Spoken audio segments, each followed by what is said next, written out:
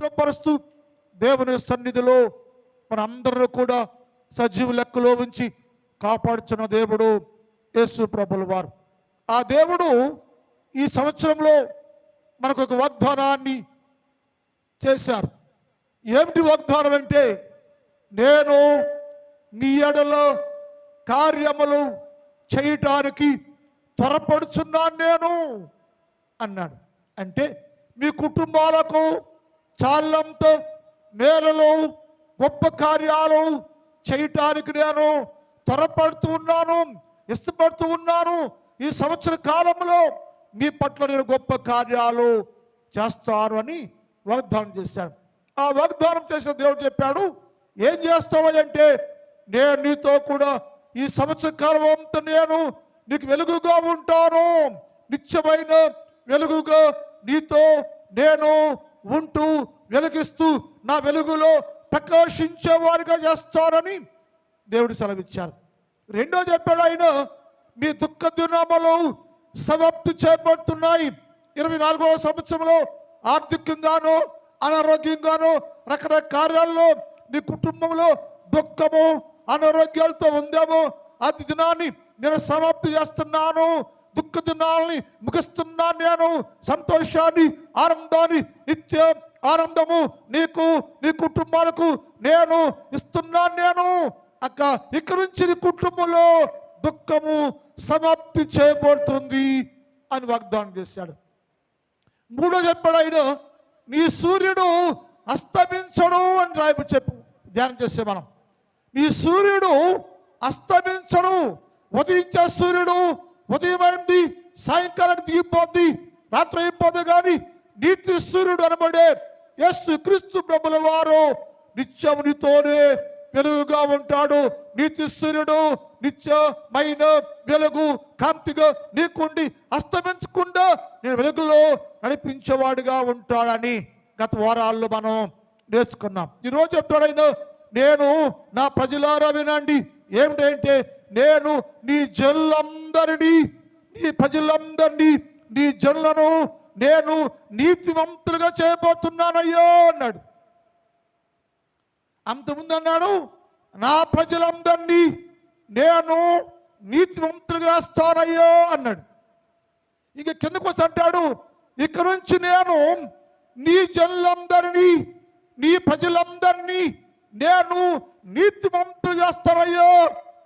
ఎందుకు? నీ ప్రజల్లో నీతివంతులు లేరు, నీతిగా లేరు, నీతి జీవితాన్ని జీవించటం లేదు అంటే దేవుడు చెప్పాడు, నోవహు నిశ్చయ నేను ఆ కాలంలో ఆ తరములో ఆయనే శ్రేష్టంగా ఉన్నాడు, ఆయనే నీతిగా ఉన్నాడు, నీతి కలిగిన వాడుగా ఉన్నాడు. అతని నీతిని బట్టి అతని కుటుంబాన్ని నేను కాపాడాను. అతని యొక్క నీతి జీవితాన్ని, నీతి బతుకుని బట్టి నీతిగా జీవించిన కారణం చేత అతని కుటుంబాన్ని నేను కాపాడాను అని చెప్పాడు. ఆదికాండం 7వ అధ్యాయం 1 చదువుదాం. ఆదికాండం 7:1. యెహోవా ఈ తరము వారిలో, యెహోవా అన్నాడు, దేవుడు అన్నాడు, అబ్బాయి ఎవరైనా నోవహు, ఈ తరము వారిలో, ఈ తరమం చూశాను నేను, ఈ తరము వారిలో నీవు నా కళ్ళ ముందు నీతివంతుడిగా ఉన్నావయ్యో. నీవు నా కళ్ళ ముందు నీతివంతుడిగా ఉన్నావయ్యో. ఈ నీతి చాలా ఇష్టంగా ఉందయ్యో. నీవు ఈ తరములో నీతివంతుడిగా నాకు కనబడ్డావయ్యో. అందరూ బట్టి, నీ నీతిని బట్టి నీ కుటుంబాన్ని కాపాడుతున్నాను నేను. ఈ నీతిని బట్టి నీ కుటుంబాన్ని క్షేమకరం చేస్తున్నాను నేను. ఎందుకయ్యో అంత ప్రేమ అంటే, నీవు నా ముందు నా దృష్టిలో నీతిమంతుడిగా కనబడ్డావయ్యో, నువ్వు నీతిమంతుడిగా ఉండావయ్యో అని తెలియచేయబడింది.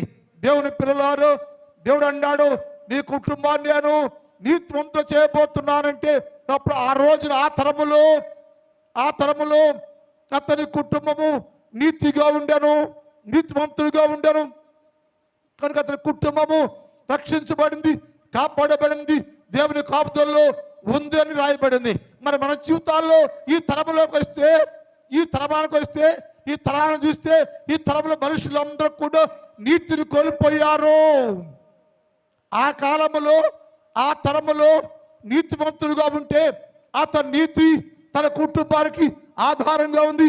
అతని నీతి కుటుంబాన్ని రక్షించుకోవడానికి సహాయపడింది. అతని నీతి జీవితము దేవునికి ఇష్టముగా ఉంది. మరి నీ జీవితంలో, ఈ తరములో నీ నీతి, ఈ తరములో, ఈ సంఘములో, ఈ రోజుల్లో నీవు దేవుడు చూస్తే నీతిగా ఉండావా? నీ నీతి జీవితం దేవునికి ఇష్టంగా ఉందా? నీతిమంతుడిగా ఉండావా? నీతిగా జీవిస్తూ ఉన్నావా? యేసు అన్నాడు, ఇక్కడ నుంచి నీ జనులందరినీ, ఇక మీదట ఈ సంవత్సరం నీ జనులందరినీ నేను నీతివంతులు చేస్తానయ్యా. ఎందుకయ్యా? ఇక్కడ నుంచి అయ్యా, గతంతో నావో తర్వాత అందరూ నీతిని కోల్పోయారు, నీతిని వదిలేశారు, నీతి పోయిందయ్యో, నీతివంతులు లేరయ్యో. భూలోకంలో ఒక్కడు కూడా నీతివంతులు లేడయ్యో. పరలోకంలో నుంచి భూలోకాన్ని నీతివంతుడు అనేవాడు కనపడతాడేమోనని పరిశ్రమ చేసిన నేను 2024వ సంవత్సరం వరకు పరలోకంలో నేను ప్రతిరోజయ్యా భూలోకాన్ని పరిశ్రమ చేశాను, పరీక్షించాను. నీతివంతులు లేరయ్యా. మరి ఇన్ని కోట్ల మంది అయ్యా ప్రార్థన చేస్తున్నాడు కదా, ఇన్ని కోట్ల మంది క్రైస్తవులమయ్యా అన్నారు కదా. ఈ కోట్ల మంది ఏంటంటే మనుషులందరూ ముఖస్థుతి కలిగిన వారు అయ్యాడు ఆయన. అయ్యా ఇన్ని కోట్ల మంది అయ్యా ఆచారం, అలవాటు, నామకార్థం, భక్తి లేని జీవితాలు, భయం లేని జీవితాలు, వాక్యం లేని జీవితాలు, నీతి లేని జీవితాలు అయ్యా. ఒక్కరు కూడా నా కళ్ళ ముందు నీతివంతులు లేడయ్యా అన్నాడు. రోమపత్రిక 3వ అధ్యాయం 10 రోమ. నీతివంతులు లేడు, ఒక్కడు కూడా లేట. ఈ మాట వేసే మాట్లాడతాడు. నీతివంతులు లేడు భూలోకములో. ఆ తరమంతా నీతివంతులుగా ఉన్నారు. ఈ తరంలోకి వస్తే, ఈ తరానికి వస్తే 2024 ముగింపుకి వస్తే, 2025 ప్రారంభంలోకి వస్తే ఒక్కడు కూడా నీతివంతుడిగా లేడయ్యో. లోకమంతా చూస్తున్నాను నేను, సంఘాన్ని చూస్తున్నాను నేను, ప్రజలను చూస్తున్నాను నేను, ప్రార్థించే వాళ్ళు చూస్తున్నాను నేనయ్యా. ఒక్కరు కూడా భూలోకములో నీతిమంతులే లేరయ్యా. ఒక్కడు కూడా నీతిమంతులు లేడయ్యా. గ్రహించేవాడు దేవుడు నన్ను నీతివంతుడు చెప్పాడయ్యా అని గ్రహించి తెలుసుకొని నీతిగా ఉండాలి, నేను నీతికి బతకాలి. నేను ఇప్పుడు దాకా నీతి లేకుండా అనీతి పరుడుగా జీవించారు. ఇప్పుడైనా సరే నేను నీతిగా జీవించాలి అని గ్రహించుకొని నీతిగా జీవించేవాడు ఒక్కడు కూడా భూలోకం లేడయ్యా. ఏమయ్యారా అంటే మనుషులందరూ త్రోవ తప్పిపోయారయ్యా. నీతి మార్గాన్ని తొలగిపోయారు, నీతి మార్గాన్ని వదిలేశారు, చెడిపోయారు, పాపులైపోయారు. అందరూ నీతి లేకుండా జీవిస్తున్నారయ్యా. నీతి లేకుండా జీవిస్తున్న క్రైస్తవుడా, ఎంతకాలం అలా ఉంటావయ్యో? నీతి లేకపోతే, నీతిగా జీవించకపోతే ఆశీర్వాదం రాదు కదా. నీతి లేకపోతే నీ కుటుంబానికి రావలసిన దీవెన ఆగిపోయింది కదా. ఆయన చెప్పాడు, అబ్బా నా ఓహో, నీవు నా ముందు నీవు నీతివంతుడిగా ఉన్నావు కాబట్టి నీ నీతిని బట్టి నీ కుటుంబాన్ని నేను రక్షిస్తున్నా అని చెప్పాడు కదా. మరి ఈ దినాల్లో, ఈ తరములో నీవు నీతిగా లేకపోతే, నీవు నీతిగా జీవించకపోతే నీ కుటుంబానికి రావాల్సిన దీవెన ఏదయ్యో? ఎందుకు రాలేదయ్యో? ఎందుకు ఆగిపోయిందయ్యో? ఎందుకు నీ కుటుంబంలో క్షేమమే లేదయ్యో? నీ కుటుంబంలో ఆశీర్వాదం రాలేదయ్యా అంటే నీవు దేవుని దృష్టి ఎదుట నీతిగా లేవు. అందరూ త్రోవ తప్పిపోయారయ్యా. ఇదే మాటలో పాత నిబంధనలో కూడా 14వ కీర్తన 1-2 వచనం చదువుతాం.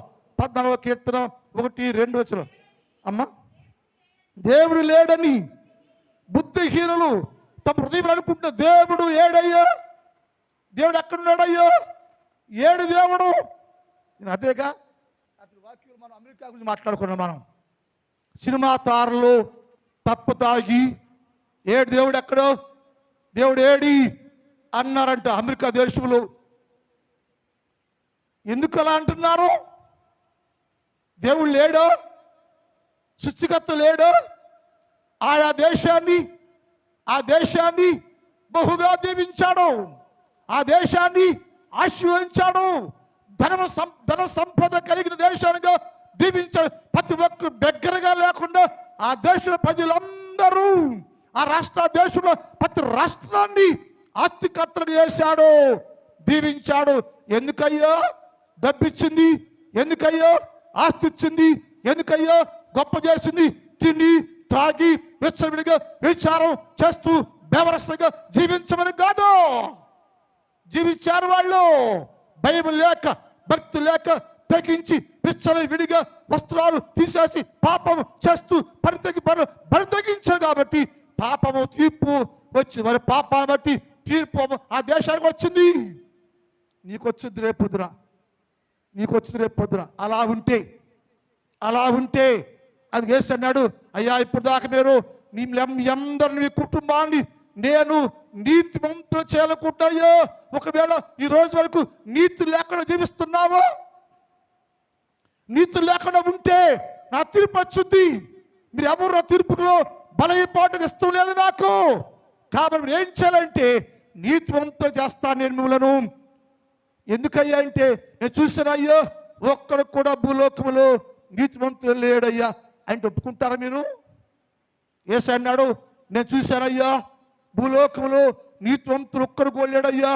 ఏమయ్యారా అంటే అందరూ నీతి త్రోవను విడిచిపెట్టేశారు, నీతి మార్గాన్ని వదిలేశారు. ప్రతివాడు పాపము మార్గాన్ని ఎన్నుకున్నాడు, చెడిపోయాడయ్యా. భక్తుడే లేడయ్యా, నీతిమంతులు లేడయ్యా. నా దేవుని ఆవేదన, దేవుడు బాధపడుతున్నాడు.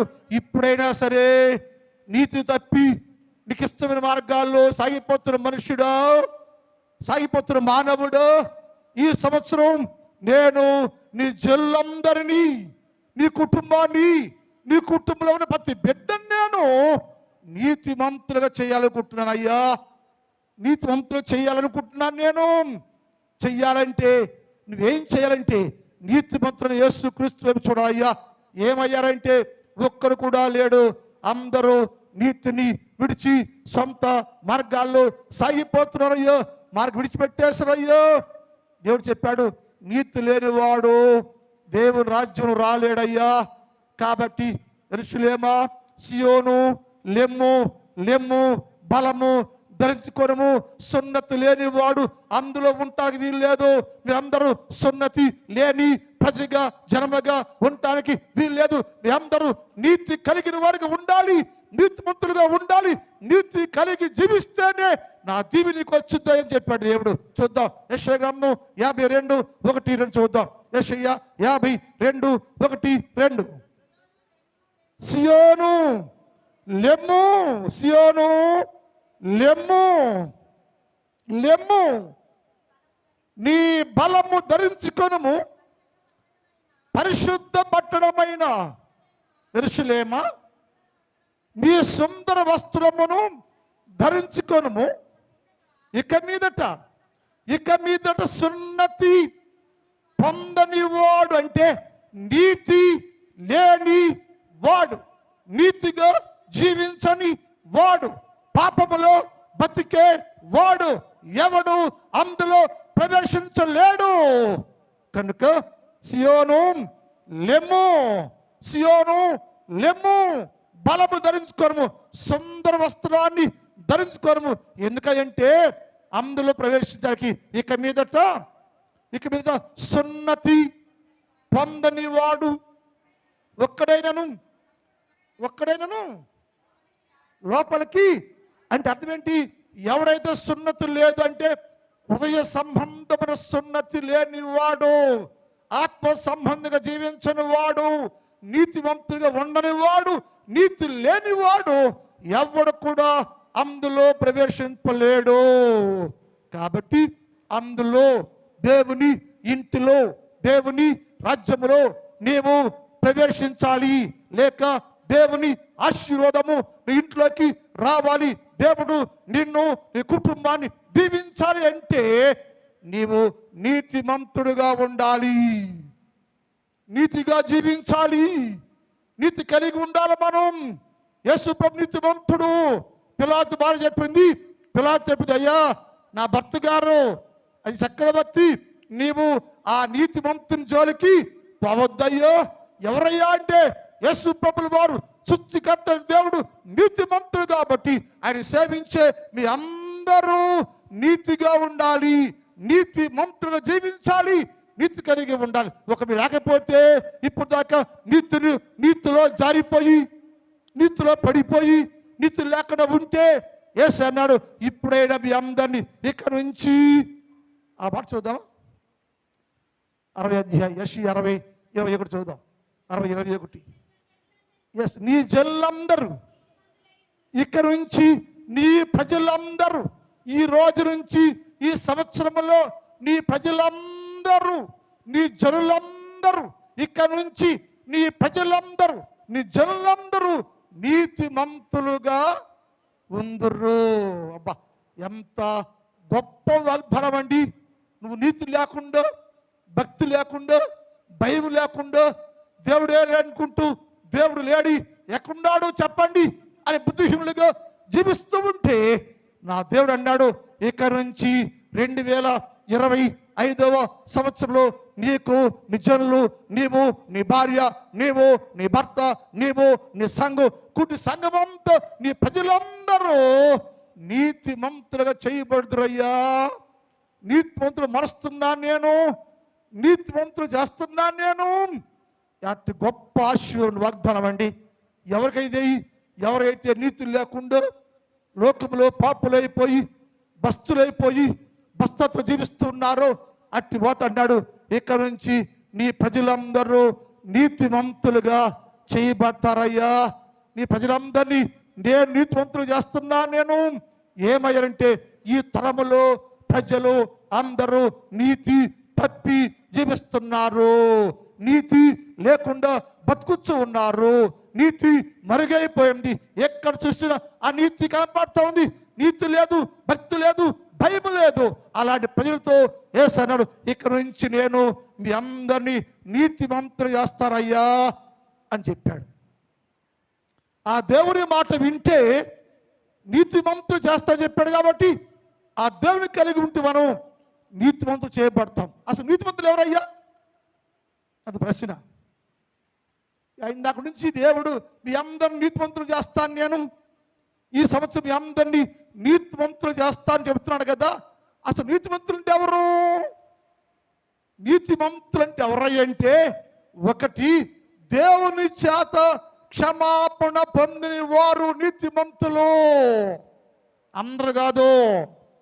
నీతిమంతులంటే యేసుక్రీస్తు ప్రభువు చేత క్షమాపణ పొందినటువంటి, నేను పాపినయ్యో, పాపాలు బతుకుతున్నాయో, నేను పాపినని యేసుక్రీస్తు ప్రభు యొద్దకు వస్తే ఆ ప్రభుల వారు నిన్ను ముట్టి స్వస్థపరిచి నీ పాపాలు క్షమించబడ్డవని చెబితే, ఎవరు యేసుక్రీస్తు ప్రభు చేత క్షమాపణ పొందారో వారు నీతిమంతులు. లేఖనాల్లో మాట రాయబడి ఉంది, ఆయన ఒక ఇంట కూర్చుంటే ఆమె వచ్చి ఆయన పాదాల దగ్గర ఏడుస్తూ ఉంది, కన్నీరు గారుస్తూ ఉంది అని చెప్పి రాయబడింది. ఏంటమ్మని సమస్య అంటే, నేను పాపినయ్యా, వ్యభిచారినయ్యో, పాపలు బతుకుతున్నాయ్యో, అందరూ నన్ను పాపాత్మురాలు అంటున్నారయ్యో, నా పెట్టే పేరేదంటే పాపాత్మురాలు స్త్రీ అని పేరు పెట్టాయ్యా. ఈ పాపినయ్యా, నేను నీ ఎద్దకు వచ్చానయ్యా, నీ పాదాల ముందు మోకరించాయ్యా, అయ్యా నీకు ఇష్టమైతే నా పాపాలు క్షమించవా అని అడిగితే యేసు అన్నాడు, నీ విస్తార పాపములు క్షమించబడినవి, నువ్వు విస్తార పాపాలు క్షమించబడినవి, లేచి పొమ్ము అని యేసు ప్రభుల వారు ఆమె పాపములను క్షమించి నీతిమంతురాలుగా మార్చేసి పంపించాడని లేఖనాల్లో ఉంది. దైవజనమా, దేవుని పిల్లలారా, ఈ మధ్యాహ్న కాలంలో ఎవరైతే నీతిమంతులు ఎవరంటే దేవుని చేత క్షమాపణ పొందాలి. నీ పాపాలు క్షమించబడ్డాయని దేవుని చేత క్షమాపణ పొందిన వారు మాత్రమే నీతిమంతులు. నీ పాపాలకి క్షమాపణ పొందకపోతే అడగాలి, దేవా నేను నీతిమంతులుగా లేనయ్యో, నీతే లేదయ్యో, నీతిమంతుడు ఉండలేకపోతున్నాయ్యో, కారణం ఏంటి? నాలో ఇంకా పాపం ఉందయ్యో, నా పాపాన్ని క్షమించయని ఎవరు దేవుని సన్నిధిలో పాపాన్ని ఒప్పుకొని దేవుని చేత క్షమాపణ పొందుకుంటారో వారే నీతిమంతులు అని రాయబడింది. అంటే యేసు అన్నాడు, ఇప్పుడైనా మీరు నా యొద్దకు వస్తే, ఇప్పుడైనా మీరు నా యొద్దకు వచ్చి పాపాన్ని ఒప్పుకుంటే, ఇప్పుడైనా మీరు నా ముందు నిలిచి ఉండి పాపాన్ని ఒప్పుకుంటే, మీ పాపాన్ని క్షమించి అందరు నేను నీతిమంతులు మారుస్తాను నేను. ఇది దేవుని కాన్సెప్ట్. నీతిమంతులు ఎవరయ్యా అంటే అని చెప్పాడు, నా చేత దేవుని చేత క్షమాపణ పొందిన వారే నీతిమంతులు. మరి పొందాము మనం? పొందల. దేశ అన్నాడు, రండి వచ్చి క్షమాపణ పొందండి, క్షమాపణ వేడుకోండి, క్షమించయ్యో. నేను పాపిని 2024 వరకు పాపంలోనే పుట్టే, పాపలో బతుకుతున్నాయ్యో, ఆ పాపం నా తెలుసయ్యో, నా పాపం నా కళ్ళ ముందే ఉన్నాయ్యో, క్షమించయ్యో క్షమించయ్యో అంటే నా యేసు ప్రభుల వారు నీ పాపాన్ని క్షమించి నిన్ను నీతి మంతుడిగా మార్చి నీ జీవితాన్ని, నీ కుటుంబాన్ని, నీ కుటుంబంలో అంతటిని నీతిమంతుడు చేస్తానని వాగ్దానం చేస్తున్నాడు. రెండోది, ఎవరు నీతి మంతులంటే ఎవరైతే దేవుని చేత అంగీకరించబడతారో వారు. నువ్వు అంగీకరించడం కాదు, నా దేవుడని నువ్వు అంగీకరించడం కాదు, యేసు ప్రభులు వారే నిన్ను అంగీకరించాలి. ఈ నా కుమారుడు, ఈమె నా కుమార్తె అని తండ్రి ముందు ఒప్పుకోవాలి. ఈ అబ్బాయి పాపం నుంచి పట్టుబడ్డాడు, క్షమాపణ పొందాడయ్యో అని నిన్ను విశ్వాసిగా, కుమారుడిగా రక్షించబడ్డావని నమ్మి యేసు ప్రభువారు, ఈయన నా కుమారుని యేసు ప్రభువు వారు నిన్ను అంగీకరించాలి. వారి నీతిమంతులు. యేసు ప్రభుల వారు నిన్ను అంగీకరించాలి, అప్పుడే నీతిమంతుడు. అందరూ నీతిమంతులు కాదండి. ఎవరు దేవుని చేత యేసుక్రీస్తు ప్రభువారు ఈ నా కుమారుడయ్యో, నా కొరకే చాలా విషయాల్లో శ్రమ అనుభవించాడు, కష్టపడ్డాడు, శోధించబడ్డాడు, సమస్తాలు కోల్పోయాడు, పరిశుద్ధంగా ఉన్నాడు, ఎన్ని విపత్తులు ఎన్ని కష్టాలు వచ్చినా సరే నా నామాన్ని విడవక, నా ప్రేమను విడవక నాతోనే ఉంటూ శ్రమ సహించడయ్యా నా కుమారుడయ్యా అని యేసు ప్రభుల వారు ఎవరిని ఒప్పుకుంటాడో వారు నీతి మంతులు. బైబిల్ మాట ఉంది, దావీదు కీర్తన 32వ కీర్తన 1-2 చదువుదాం. 32వ కీర్తన 1-2 అమ్మా. తన అతిక్రమానికి పరిహారం పొందినవాడు, తన పాపానికి ప్రాయశ్చిత్తం పొందినవాడు ధన్యుడు. యెహోవా చేత నిర్దోషి అని ఎంచబడిన వాడు ధన్యుడు. అంటే ఇక్కడ ఏమంటే ఎంచబడే మాటకు అర్థం అంటే ఇక్కడ యెహోవా చేత నీతిమంతుడు అని అంగీకరించబడిన వాడు. ఎంచబడుట అంటే గుర్తింపు పొందుట, అంగీకరించబడుట. నేను ఈ అబ్బాయో పాపంలో ఉన్నాడు, పాపను బతికాడు, పాపాన్ని క్షమించాను, నాతోనే ఉన్నాడు, కాబట్టి ఇక్కడి నుంచి ఇతన్ని నేను అంగీకరిస్తున్నాను, నా కుమారుడిగా నేను అంగీకారము తెలుపుతున్నాను, ఈ నా కుమారుని. ఎవరు దేవుని చేత అంగీకరించబడతారో వారే నీతిమంతులని లేఖనాల్లో రాయబడింది. నా పిల్లలారా, ఈరోజు నువ్వు దేవుని చేత అంగీకరించబడ్డావా? దేవుడు యేసుక్రీస్తు ప్రభుల వారు ఈ సంఘము, ఈ కుమారుడు, ఈ కుమార్తె నా బిడ్డ అని నీ గురించి చెప్పగలడు, తండ్రి ముందు ఒప్పుకుంటాడు. బైబిల్కి మాట ఉంది, ప్రకటన గ్రంథం 3వ అధ్యాయం 5 చదువుదాం. ప్రకటన 3:5. టైం అయిపోతుంది, త్వరగా అమ్మా. ప్రకటన 3:5. జయించువాడు అలాగున తెల్లని వస్త్రం ధరించుకొని జీవ గ్రంథములో నుండి అతని పేరు ఎంత మాత్రమును తుడిచిపెట్టక, గమనించండి, అతని పేరు జీవ గ్రంథములో నుంచి ఎంత మాత్రము తుడిచిపెట్టక నా తండ్రి ఎదుటను అతని దూతలు ఎదుటను అతని పేరు నేను ఒప్పుకొందును. ఎక్కడంట? ఈ నా కొరకు శ్రమ అనుభవించాడయ్యో, నా కొరకు జీవించాడు, రక్షణ పొంది దగ్గర నుంచి చనిపోయిన దాకా నాతోనే ఉన్నాడు, శ్రమల్లో, కష్టాల్లో, వేదల్లో, బాధల్లో నన్నే సేవిస్తూ నా కొరకే నిలిచి ఉన్నాడయ్యో, ఇది పరిశుద్ధుడు అని తండ్రి ఎదుట దేవుని దూతల ముందు పరలోక రాజ్యములో నిన్ను గురించి ఆయన ఒప్పుకుంటాడట. వారు నీతిమంతులయ్యా. మరి మనల గురించి యేసయ్య చెప్పగలడా? ఒప్పుకుంటాడా? ఒప్పుడు జీవితం మనకుందో? లేకపోతే ఇప్పుడైనా నీవేం చేయాలంటే, దేవా మనందరినీ నీతిమంతులుగా చేస్తా చెప్పే కదయ్యా, వాళ్ళందరినీ నీతి మంతులుగా చేస్తాను అని చెప్పా కాబట్టి ఇప్పుడే నేను నీతిలోకి వస్తాను అని క్షమించి నీతిమంతులుగా చేయని ప్రార్థించేవారుగా ఉండాలి. ఒకటేమో దేవుని చేత క్షమాపణ పొందిన వారు నీతిమంతులు. రెండోది దేవుని చేత అంగీకరించబడిన వాడు నీతిమంతుడు. మూడోది ఎక్కడ కూడా లోపము లేనివాడే నీతిమంతుడు.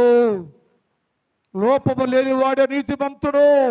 ఇంటర్నల్గా, ఎక్స్టర్నల్గా, లోపల బయట నీ జీవితంలో లోపాలే లేనివాడు నీతిమంతుడు తప్ప అందరు నీతిమంతులు కానీ కాదు. యేసు ఇప్పుడు ఇప్పుడు మీ అందరినీ, నా ప్రజలందరినీ, నీ జనులందరినీ నేను నీతిమంతులుగా అనగా లోపాలే, పాపాలే, లోపములు లేని వారుగా చేయబోతున్నానయ్య. నేను లోపములు లేని జనులుగా, పాపము లేని జనులుగా, పరిపూర్ణ పరిశుద్ధ జనాంగంగా చేయబోతున్నాను, నేను చేస్తాను నేను. ఎందుకంటే వారిలో లోపం ఉందయ్యా, లోపం ఉండకూడదు. ఆ మాట చదువు, చూసి వాక్యం చూద్దాం. చూడండి సరే, దానియేలు గ్రంథం 6వ అధ్యాయం 4 చూద్దాం.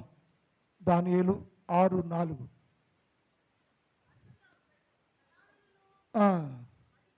అధిపతులను రాజ్య పాల విషయంలో దానియేలు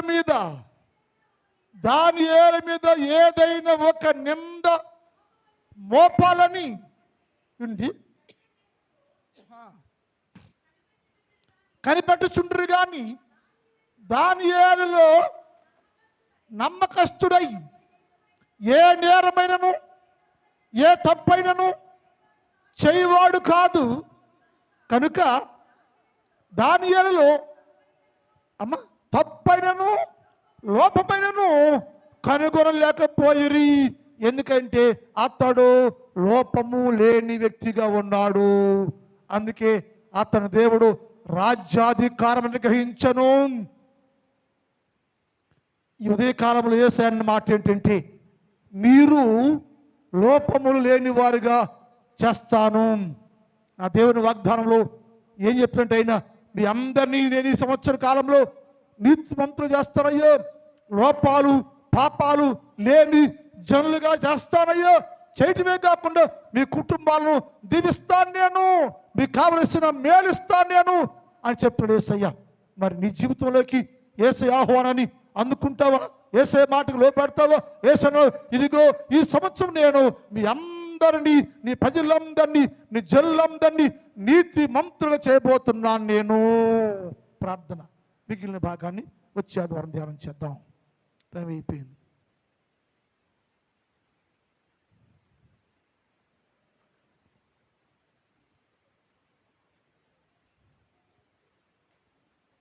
ఒక్క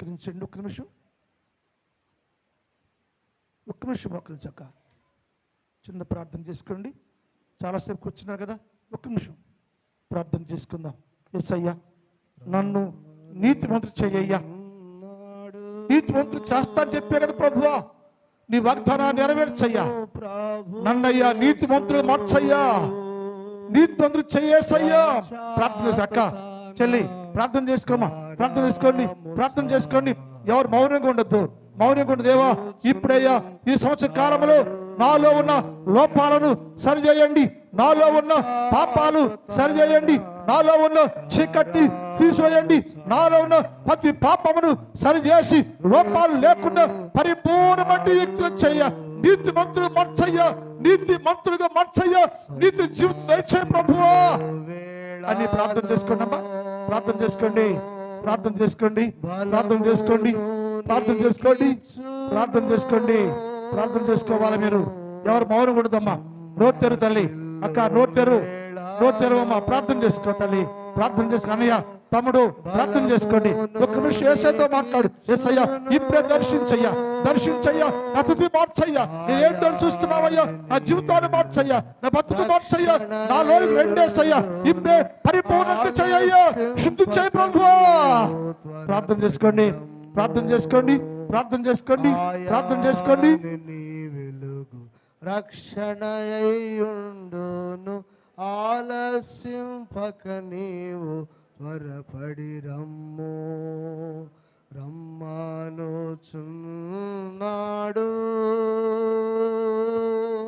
నిన్ను ప్రభు యేసు. వాంఛాతో తన కారాము చాపి రమ్మానుచున్నాడు.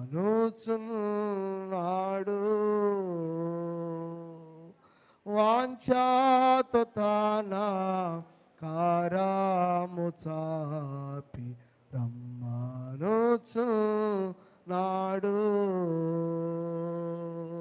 మా గరుడమైన తండ్రి, నీ పాదములకు స్తోత్రాలు.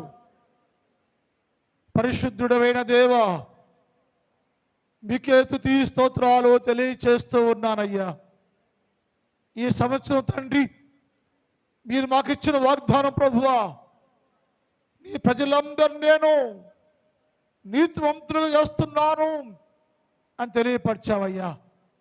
మమ్మల్ని నీతివంతులు చేయండి, పరిశుద్ధులుగా చేయండి, పరిపూర్ణంగా చేయండి, నీ రాజ్యంలోకి ప్రవేశించే వారిగా సిద్ధం చేయండి. మీరు వచ్చాయో మా కుటుంబాల్లో నివాసం ఉంటూ మాకేది కావాలో, ఏ మేలు కావాలో ఇవ్వటానికి సిద్ధంగా ఉండా ప్రభువా. అట్టి మేలులతో ప్రతి బిడ్డను నింపమని ప్రార్థన చేస్తున్నాం తండ్రి. ఈ మధ్యన కాలంలో ఏ స్థలములో మోకరించిన ప్రతి బిడ్డను మీరు దీవించండి, ఆశీర్వదించండి, ఆరోగ్యాలు ఇవ్వండి, బలాన్ని ఇవ్వండి, శత్రువండి, కుటుంబాల్లో కావలసిన చల్లంత దీవులతో నింపమని ప్రార్థన చేస్తున్నాం దేవా. మీకే స్తోత్రాలయ్యా. అలాగే నా సంఘాన్ని దీవించండి, నా సంఘములో ఉన్న ప్రతి కుటుంబాన్ని దీవించండి, ఆశీర్వదించండి. ప్రతి కుటుంబానికి ఏది కావాలో, ఏ మేలు కావాలో సహాయం చేయ. ఇక్కడ అయ్యే చిన్నవారు, పెద్దవారు, యవనస్తులు, స్త్రీలు, పురుషులు, వృద్ధులు అనేక మంది ఈ స్థలంలో ఉన్నారు తండ్రి. ప్రతి బిడ్డను దీవించి ఆశీర్వదించి పంపించమని యేసు వారి పరిశుద్ధ నామములో ప్రార్థిస్తున్నాం తండ్రి. ఆమేన్. వర్షింపచేయు మీసా ఆశతో నమ్మియున్నాను, నీ సత్య వాగ్దానము ఈ మాయి మీద కృమరించుము దేవా. క్రమర ప్రేమ వర్షము కృమరించుము దేవా.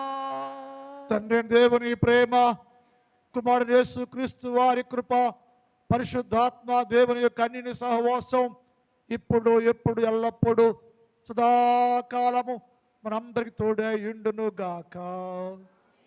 ఆమేన్.